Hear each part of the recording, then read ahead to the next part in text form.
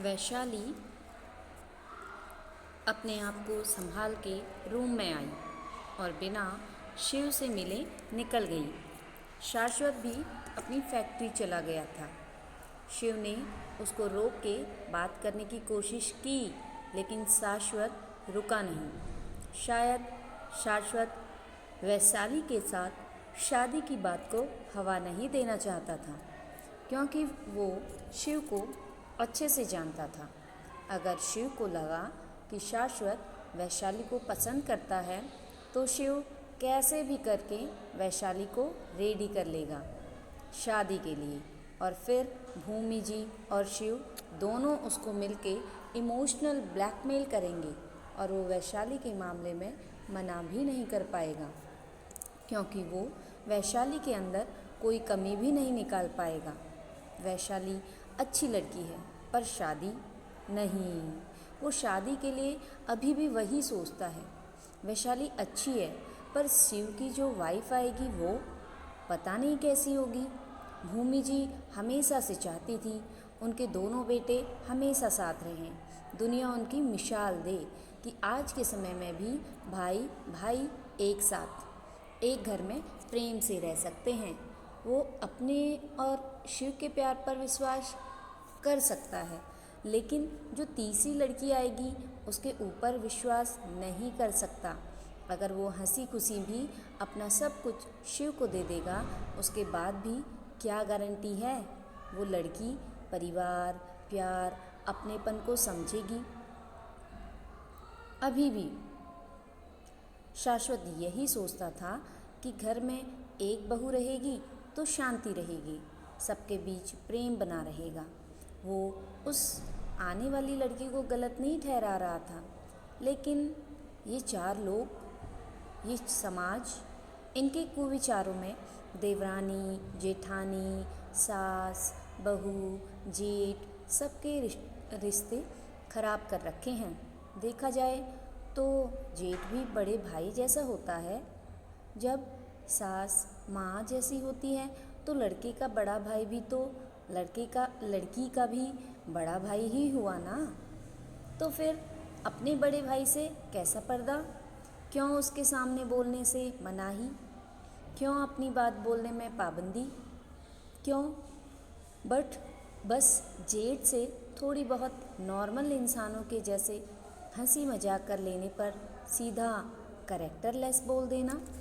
लेकिन अगर घर का माहौल अच्छा हो तो ये बाहर के लोग ताने मार के और बातें बना के रिश्तों के बीच दरार ले आते हैं। देखो अपने जेठ से ऐसे बात कर रही है, देखो अपने जेठ के सामने ऐसे बिना पल्लू के बैठी है। क्यों करे वो पल्लू? क्या अपने मायके में वो बड़े भाई से पल्लू करती थी, या उनके सामने कुछ भी बोलने में उसके आगे पाबंदी थी नहीं ना? फिर क्यों जेठ के सामने इतने नियम?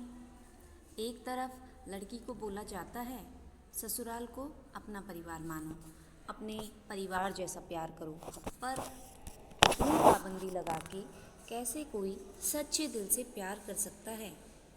क्या सच में अपने घर में उस लड़की को ऐसे ही रखा जाता था? इतनी पाबंदी झेलनी पड़ती थी?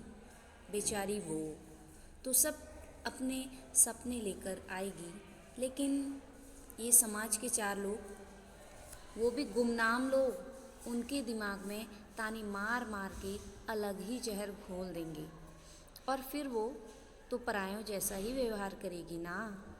वो तो चाहेगी उसको आज़ादी मिले, और इसमें गलत ही क्या है? शाश्वत कुछ अलग और सबके बारे में सोचता था। उसको बस अपना परिवार, अपनी माँ, अपना भाई और जो भाई की वाइफ आएगी सब साथ में चाहिए थे। अगर उसकी वाइफ आई तो दोनों बहुओं में आपस में कोई मतभेद हो या ना हो, लेकिन ये आसपास के लोग इधर उधर की बातें करके उनके दिमाग में गलत चीज़ें भर देंगे। और फिर दोनों के बीच मनमुटाव शुरू हो जाएगा। और एक बार घर की बहुओं में मनमुटाव हुआ, फिर परिवार को टूटने से कोई नहीं बचा सकता। और शाश्वत कुछ भी करेगा पर अपने परिवार को टूटने नहीं देगा। ऐसे ही एक हफ्ता निकल गया। उस दिन के बाद से शाश्वत और वैशाली एक दूसरे से कोसों दूर रहते थे। शाश्वत को जो काम होता था वो वैशाली को मेल या टेक्स्ट कर देता था। वैशाली भी फाइल्स किसी और के हाथों शाश्वत के कैबिन में पहुंचा देती थी। इस एक हफ्ते में दोनों ने एक दूसरे की शक्ल नहीं देखी थी। शिव ने बहुत कोशिश की थी दोनों को मिलाने की, लेकिन उसकी सारी कोशिश नाकामयाब रही।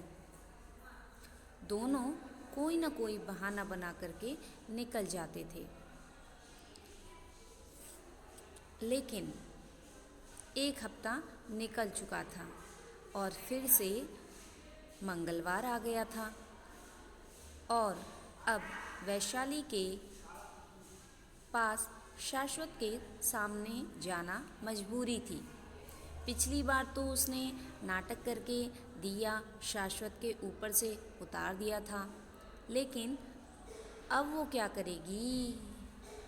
और ऐसे एक हफ्ते बाद शाश्वत का सामना करना, ये भी तो कुछ अजीब ही था, पर उसे करना तो था ही। तो उसने हिम्मत जुटाई, वैशाली ने हिम्मत जुटाई और शाश्वत के कैबिन के डोर पर नॉक किया। तो शाश्वत का जवाब आया, कम इन। वैशाली ने गहरी सांस ली और अंदर आई तो शाश्वत को देख के उसके शब्द मुंह में ही रह गए। एक हफ्ते में भले शाश्वत से दूर रही हो, पर हर पल हर घड़ी उसे बस शाश्वत का ख्याल था। शाश्वत ठीक तो होगा, उसको कोई खतरा तो नहीं। और अब शाश्वत को सही सलामत देख करके उसको कुछ शांति मिली थी।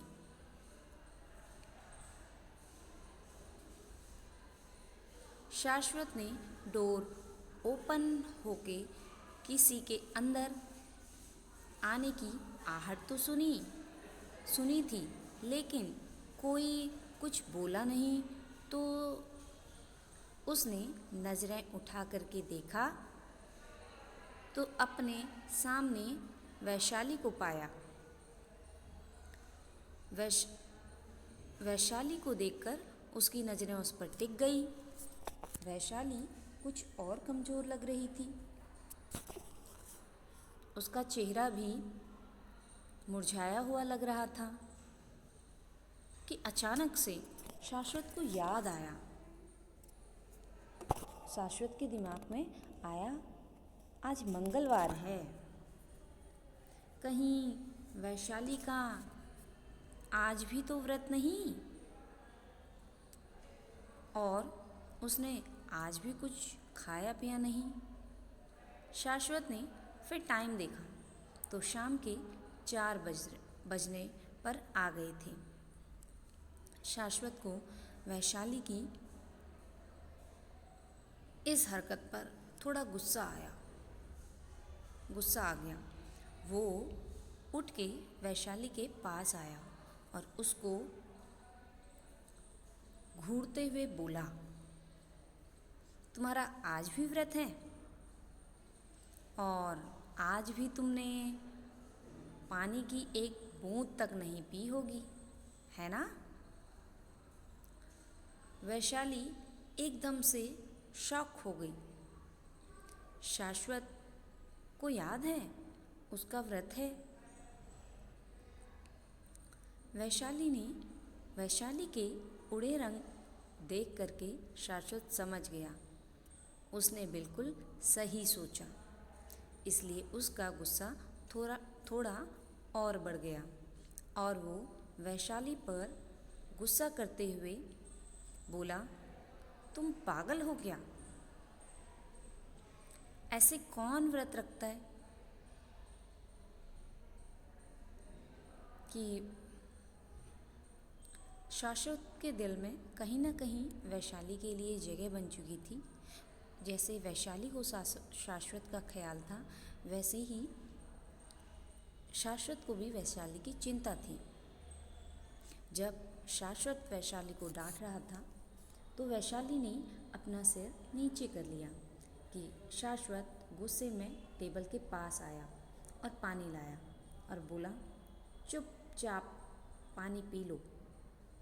वैशाली ने शाश्वत को देखा, फिर अपना सर ना में हिला के बोली, सर मैं ठीक हूँ। शाश्वत का गुस्सा और बढ़ गया। शाश्वत ठीक? वो तो तुम्हारे फेस से ही समझ आ रहा है कि तुम कितनी ठीक हो। चुपचाप बिना नाटक के पी लो, वरना मुझे ज़बरदस्ती करनी पड़ेगी। वैशाली की आंखें बड़ी हो गई और वो अपने कदम पीछे लेते हुए बोली, सर मैं नहीं पी सकती। शाश्वत ने वैशाली को बाजू से पकड़ा और उसको अपने सामने खड़ा करते हुए बोला, पीना तो तुमको पड़ेगा ही। मुझे अपनी फैक्ट्री में बीमार लोग बिल्कुल भी पसंद नहीं। बोल के शाश्वत ज़बरदस्ती वैशाली को पानी पिलाने की कोशिश करने लगा, लेकिन वैशाली ने हाथ लगा के उसको रोक दिया।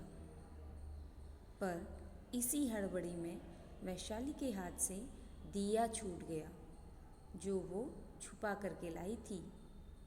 दिया नीचे गिर के टूटा तो शाश्वत भी रुक गया और टूटे दिए को देखने लगा। वैशाली भी डर गई। अब वो क्या करेगी? शाश्वत उससे सवाल करेगा तो वो क्या जवाब देगी? इसके आगे की कहानी के लिए इसकी आगे की कहानी